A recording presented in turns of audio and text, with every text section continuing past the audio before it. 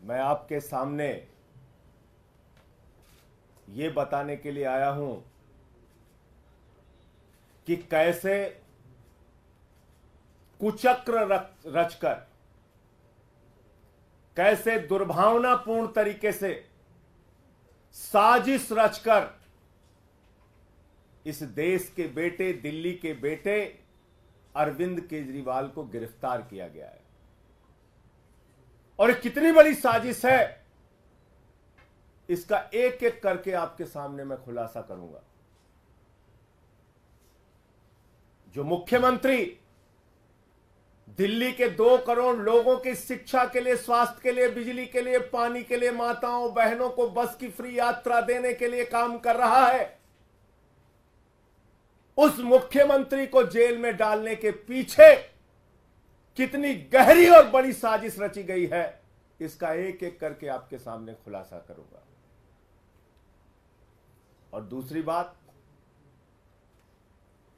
ये शराब घोटाला घोटाला घोटाला, ये शराब घोटाला दुनिया की सबसे बड़ी पार्टी भारतीय जनता पार्टी ने किया है। और इसके अंदर कोई छोटे मोटे लोग शामिल नहीं है, इसका भी खुलासा करूंगा आज।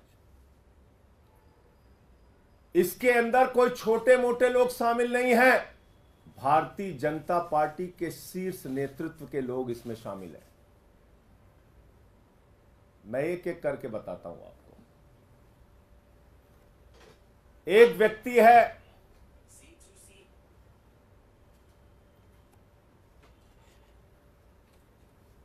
मंगुंटा रेड्डी, जिसने कुल 7 बयान दिए, कुल 3 बयान दिए।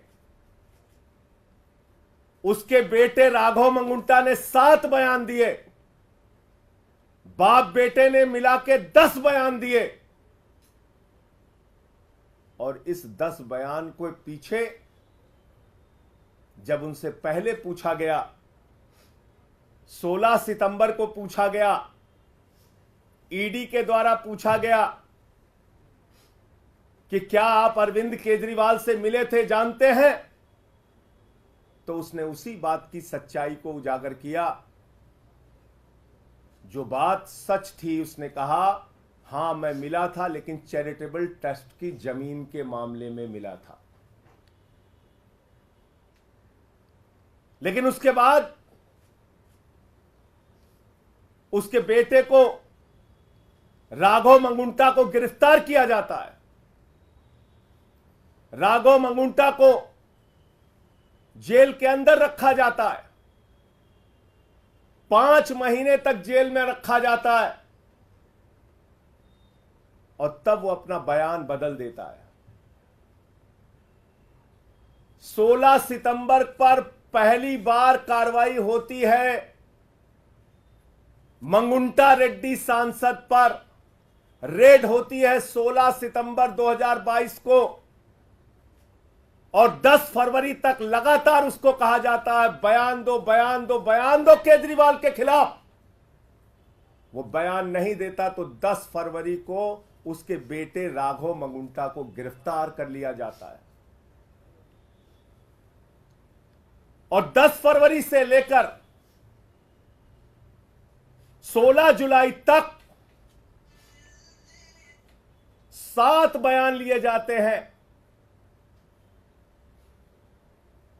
राघव मंगुंटा के, मंगुंटा रेड्डी सांसद के बेटे राघव मंगुंटा के। कितने बयान? 7 बयान। 3 बयान बाप का, 7 बयान बेटे का। और उन 5 महीनों में जो 7 बयान वो देता है, उसमें भी पूछा जाता है 6 बयान में अरविंद केजरीवाल को जानते हो, अरविंद केजरीवाल ने कोई घोटाला किया है, अरविंद केजरीवाल पे कुछ बोलना है। उसने कहा नहीं नहीं नहीं, बिल्कुल नहीं। लेकिन 5 महीने की जेल के बाद वो टूट जाता है। और 7वां बयान 16 जुलाई को उसका होता है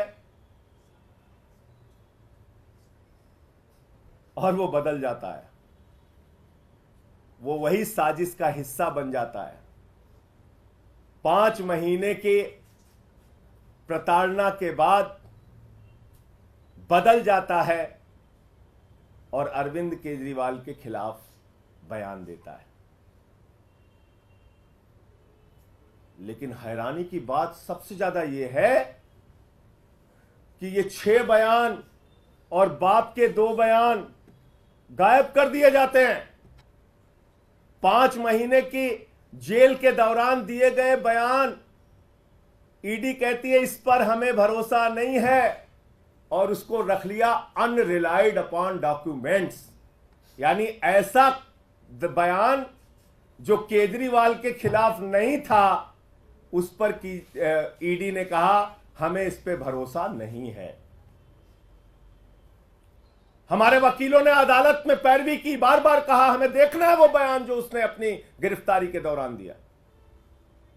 और जब हमारे वकीलों को कोर्ट ने आदेश दिया जाओ और देखो वो सारे बयान, उनके होश उड़ गए। आपको पता है उनके होश उड़ गए। बाप बेटे के 9 बयानों में कहीं भी अरविंद केजरीवाल का जिक्र नहीं, और बाद में अरविंद केजरीवाल का नाम उससे जबरन दबाव बनाकर अरविंद केजरीवाल के खिलाफ उससे बयान दिलवाया जाता है। अब ये मंगुंटा रेड्डी और राघव मंगुंटा है कौन, जिसको ईडी ने कहा कि यह शराब का कारोबारी है, शराब का घोटालेबाज है, इसके हम छापा मारेंगे। 16 सितंबर को छापा मारा।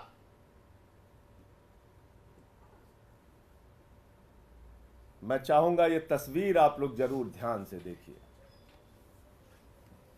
ये भारत के प्रधानमंत्री नरेंद्र मोदी जी के साथ गलबहियां करते हुए, उनसे मिलते हुए ये तस्वीर आप जरूर देखिए। ये है मंगुंटा रेड्डी सांसद, जिनकी तस्वीर है भारत के प्रधानमंत्री के साथ। यह है मंगुंटा रेड्डी जिनकी तस्वीर है भारत के प्रधानमंत्री के साथ। 16 जुलाई जब यह हमारे खिलाफ बयान देता है, अरविंद केजरीवाल और के खिलाफ बयान देता है, अरविंद केजरीवाल और आम आदमी पार्टी को खत्म करने की भाजपा की साजिश में शामिल हो जाता है, तो 18 जुलाई को इसकी बेल हो जाती है। 18 जुलाई को इसकी जमानत हो जाती है। आप समझ पा रहे हैं इतनी बड़ी साजिश। एक आदमी जिसको खुद ईडी कह रही है ये शराब का घोटालेबाज है, शराब का घोटालेबाज है, उसका क्या रिश्ता है भारत के प्रधानमंत्री के साथ। और इतना ही नहीं, आज की तारीख में वो टीडीपी से चुनाव लड़ रहा है और भारत के प्रधानमंत्री की तस्वीर लगाकर जनता से वोट मांग रहा है। मैं चाहता हूं वो भी आप दिखाइए। ये देखिए आप, इसको टीडीपी का टिकट मिला हुआ है, भारत के प्रधानमंत्री की तस्वीर लगाकर वोट मांग रहा है। जिसको भाजपा कहती है घोटालेबाज है ये, जिसको कहती है ईडी कि हम इस पे कार्रवाई करेंगे, हम इसको गिरफ्तार करेंगे, हम इसको जेल में डालेंगे, जब उसने केजरीवाल के खिलाफ बयान दे दिया तो वो नरेंद्र मोदी जी की तस्वीर लगाकर जनता से वोट मांग रहा है भारत के लोकतंत्र में। यह इस केस की सच्चाई देश के लोगों जान लो। आपके नेता अरविंद केजरीवाल के खिलाफ जो व्यक्ति बयान देता है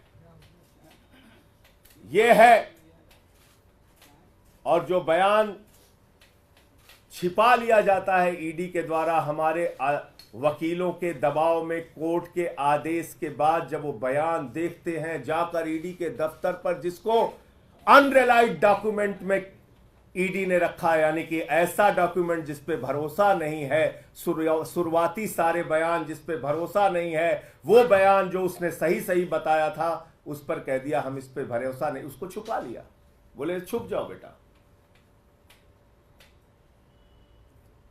अब इसमें एक और ये है मंगुंटा रेड्डी सांसद, और ये है भारत के प्रधानमंत्री के साथ उनकी तस्वीर, और ये है वो चुनाव प्रचार कर रहा है, टीडीपी से चुनाव लड़ रहा है, और ये है भारत का प्रधानमंत्री। इस फोटो में सबसे ऊपर उनकी तस्वीर है, वोट मांग रहे हैं कि मोदी जी के नाम पे हमको वोट दे दीजिए।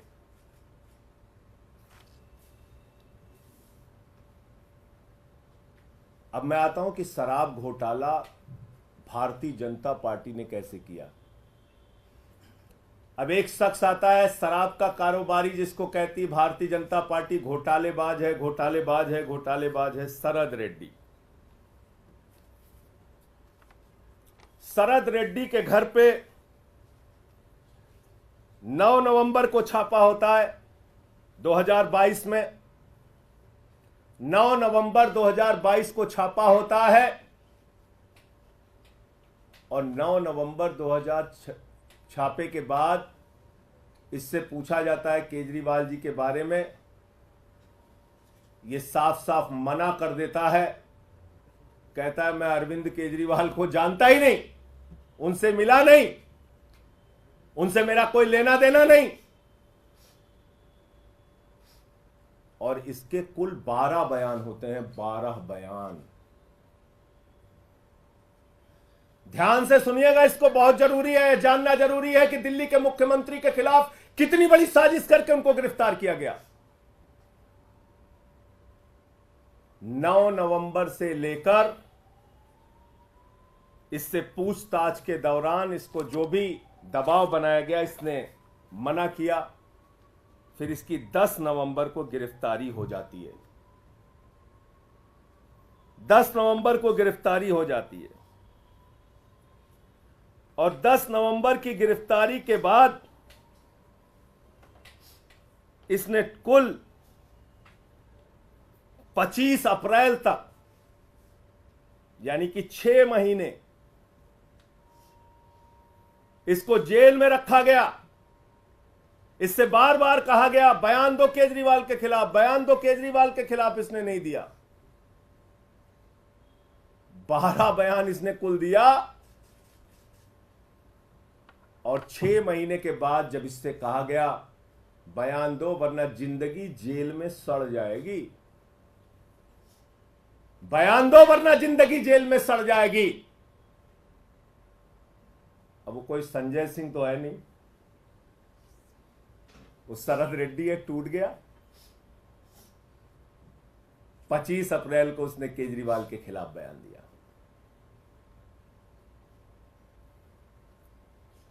अब हमारे वकील फिर परेशान हुए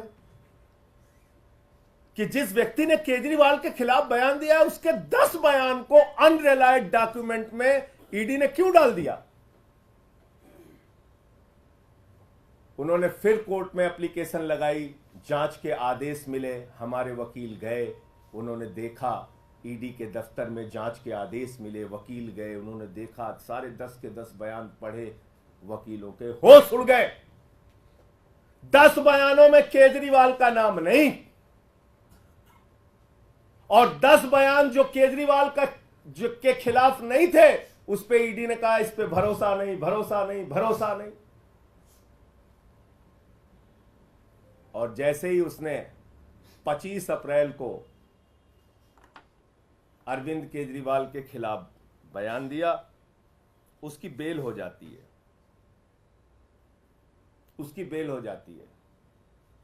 अब ये शरद रेड्डी, जिसको भारतीय जनता पार्टी कहती है ये शराब का घोटालेबाज है, ये शरद रेड्डी जिसको भारतीय जनता पार्टी कहती है शराब का बहुत बड़ा घोटालेबाज व्यक्ति है, ईडी कहती है शराब का घोटालेबाज है, उसको गिरफ्तार करती है, 6 महीने जेल में रखती है, केजरीवाल के खिलाफ बयान लेने के लिए बार बार कहती है, 10 बार वो कहता नहीं नहीं नहीं, केजरीवाल से कोई मतलब और रिश्ता नहीं। 10 बयान के बाद जब टूट गया और इसने केजरीवाल के खिलाफ बयान दे दिया, 6 महीने की जेल के बाद इसको बेल हो जाती है।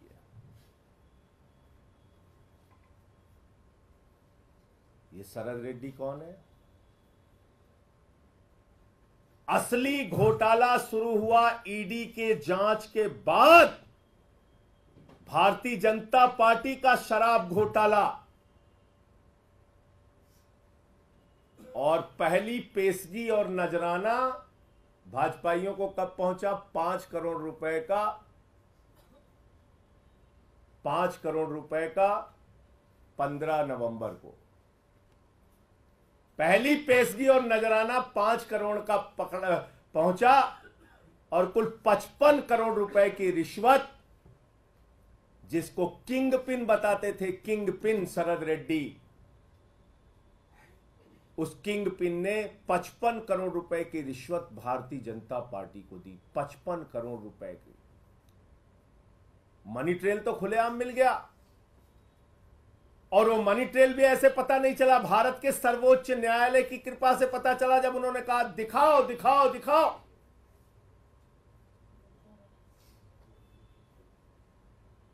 तो 21 मार्च को शाम को 6:50 पे मजबूरी में सारे डिटेल डालने पड़े वेबसाइट पे, बताना पड़ा कि ये शरद रेड्डी है शराब का घोटालेबाज, किंग पिन जिसको कह रही थी ईडी।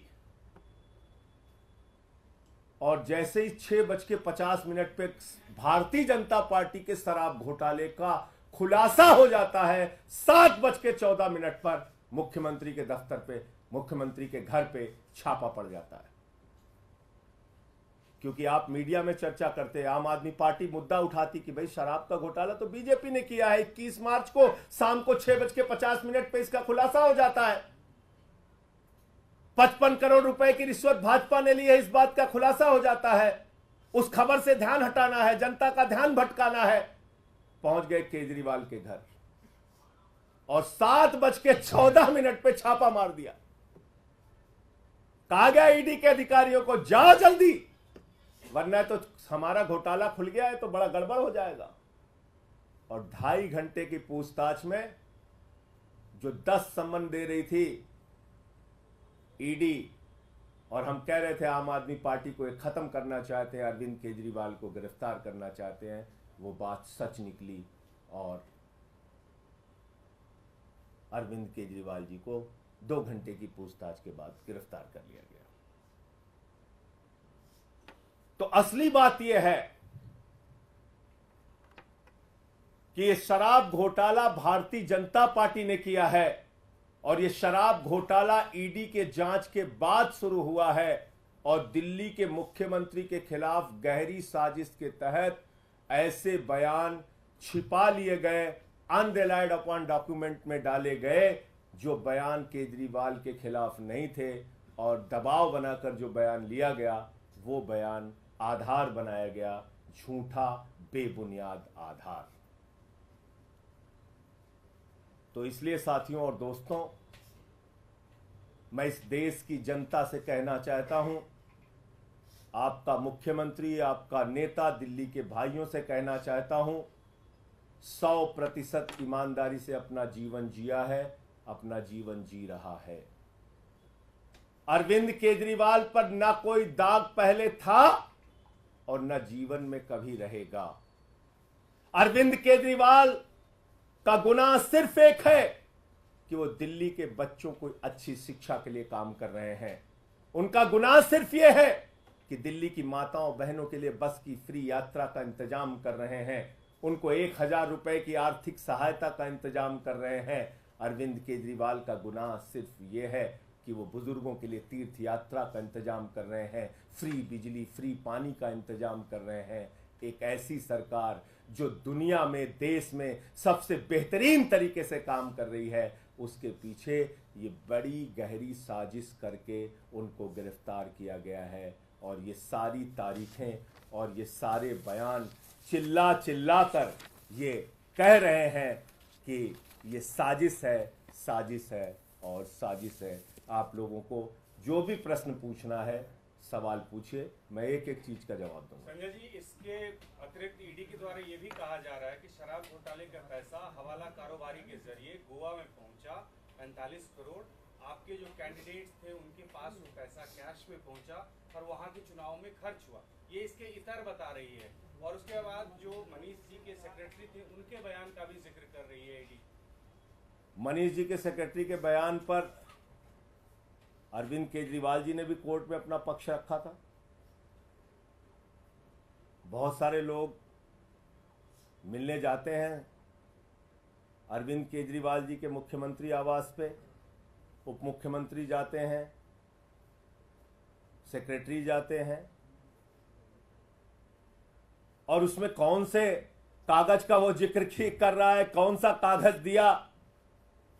तो मेरे ख्याल से ये बातें झूठ और बुनियाद, झूठ और बेवकूफी की एक पराकाष्ठा है जिसको तैयार किया है।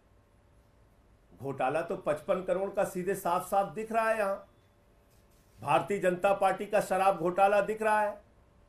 कितने छापेमारी की इन नेताओं के घर पर, भाजपा के नेताओं के घर पे। क्या बीजेपी के शीर्ष नेतृत्व को जाने बगैर 55 करोड़ रुपए मिल गए? उनको मालूम नहीं है 55 करोड़ रुपए पहुंच गए उनको। इस शराब घोटाले पे क्या कार्रवाई की ईडी ने, सीबीआई ने? आप बताइए मुझे। Goa election, Goa election, Goa election. जब मैंने आपको बता दिया जिन लोगों ने केजरीवाल का नाम लिया, कैसे लिया, कितने दबाव में लिया और पहले क्या बोला, बाद में क्या बोला, ये सारा कुछ बता दिया, तो उसमें गोवा की कहानी तैयार करो कि जो कोई भी झूठी कहानी तैयार करो, इसका क्या लेना देना है? और कोई प्रश्न? सर, ये भी अब तर्क लगाया जा रहा है कि आपके खाते में, क्योंकि जो पूरा ईडी का इन्वेस्टिगेशन है, दावा है 100 करोड़ का किकबैक, 45 करोड़ गोवा में, तो चुनावों के बाद आम आदमी पार्टी का खाता फ्रीज किया जा सकता है क्योंकि बेनिफिशियरी आप कह रहे हैं कि भारतीय जनता पार्टी का खाता सीज किया जा सकता है? मुझे ऐसा नहीं लगता, क्योंकि 55 करोड़ की रिश्वत तो उनको मिली है, उनके खाते में गई है।